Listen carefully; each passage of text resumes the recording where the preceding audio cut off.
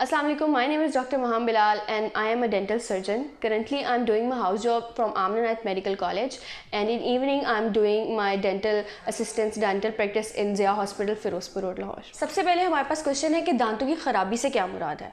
अब दांतों की ख़राबी की बात करें तो उसमें बेशुमार चीज़ें आ सकती हैं, लाइक दांतों में डेंटल केरीज हो सकती है, डेंटल मैलोक्लूजन हो सकती है, आपकी ब्लीडिंग गम्स हो सकते हैं, आपकी मैलोक्लूजन, माइक्रोडेंशिया, मैक्रोडेंशिया, ये सारी प्रॉपर्टीज़ आ सकती हैं। दांतों की प्रॉब्लम को डिस्कस करने के लिए सबसे पहले हमें दांतों का स्ट्रक्चर को जानना ज़रूरी है। लाइक दांतों की हमारी स्ट्रक्चर में 3 लेयर्स होती हैं। फर्स्टली हमारे ऊपर सबसे पहले इनेमल होती है जो ओक्लूजली हमें नज़र आ रही होती है, वाइटिश पोर्शन जो दांत का होता है। सेकेंडली आफ्टर दैट एक ऑफर स्ट्रक्चर होता है जो इनेमल के बिल्कुल नीचे होता है, जो अपेरेंटली तो हमें नज़र नहीं आ रहा, बट वो सेकेंड लेयर होती है दांत की, उसको हम कहते हैं dentine.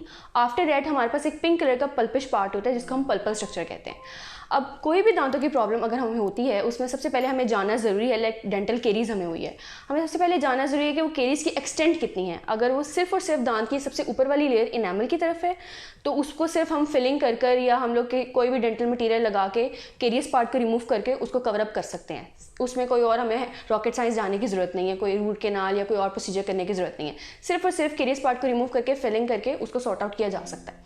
Secondly, in case of caries, अगर वो प्रोसीजर जो है डेंटल केरीज जो है, जो कीड़ा है वो हमारे दांतों के नीचे लेयर तक चला गया है, तब हमें सिर्फ सेंसिटिविटी मौजूद नहीं होगी, हमें पेन भी शुरू हो जाएगी। ठीक है, तो जिसमें हमें रूट केनाल की तरफ जाना पड़ता है। और रूट केनाल में बेसिकली हम नीचे जो दांतों की नर्व्स होती हैं उसको काट रहे होते हैं। नर्व्स काट रहे होते हैं, आसान लैंग्वेज में कहूँगी कि नर्व्स काट रहे होते हैं।